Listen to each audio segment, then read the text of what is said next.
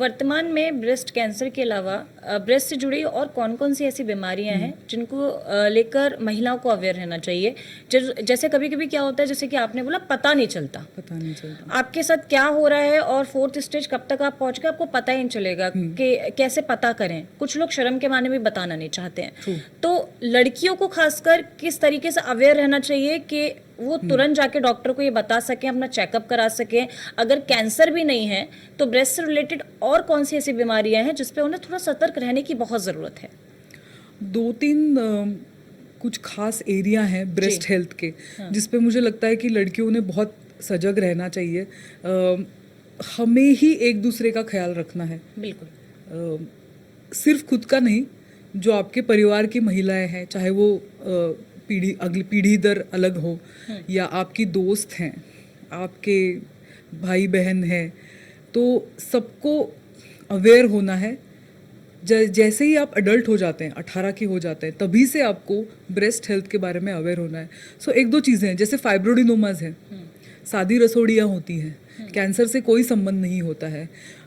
उसमें हमें ये अवेयर रहना है कि इस तरीके की बीमारियों के लिए कट लगा के ऑपरेशन करने की अब कोई ज़रूरत नहीं है। बहुत बार मैं देखती हूँ कि छोटे छोटे फाइब्रोडिनोमाज अननेसेसरीली लोग कट लगा के सर्जरी करके आते हैं, और ये हार्मोनल होते हैं, ये बहुत बार बनते हैं। तो इस ब्रेस्ट कोई बैटलफील्ड नहीं है कि जहाँ मन किया वहाँ पे स्कार लगा दिया। Scar should have a purpose. तो इसके बारे में लड़कियों ने सतर्क रहना चाहिए। दूसरा एक बहुत इंपॉर्टेंट फेज है लाइफ का, वो है ब्रेस्ट फीडिंग। सो ब्रेस्ट फीडिंग के दौरान बहुत कॉमनली ब्रेस्ट में इन्फेक्शन हो जाता है, जिसको मेस्टाइटिस कहते हैं। तो मेस्टाइटिस एंटीबायोटिक से ठीक हो जाता है। उसके लिए पुराने ज़माने में सर्जरी किया करते थे। आज की तारीख में हम ज़्यादातर कभी कभी वैक्यूम एस्पिरेशन करते हैं, नॉट बियॉन्ड दैट। बट मैं देखती हूँ आज भी इंडिया में, मतलब, और इतना पेनफुल हो जाता है उस औरत के लिए, क्योंकि उस स्कार के साथ, उस ओपन वुंड के साथ भी आपको बच्चे को दूध पिलाना पड़ता है। It's very very traumatic. So इसलिए मैं औरतों को कहूँगी कि अगर आपको ब्रेस्ट फीडिंग के दौरान कोई मेस्टाइटिस है, तो प्लीज़, अगर आपको कोई सर्जरी एडवाइस कर रहा है, please take a second opinion, because ये सब 10-15 साल पहले की बात थी। सिमिलरली ब्रेस्ट फीडिंग और प्रेगनेंसी के दौरान थोड़ा सा ब्रेस्ट कैंसर का रिस्क बढ़ा होता है। इसके बारे में कोई बात नहीं करता ज़्यादा।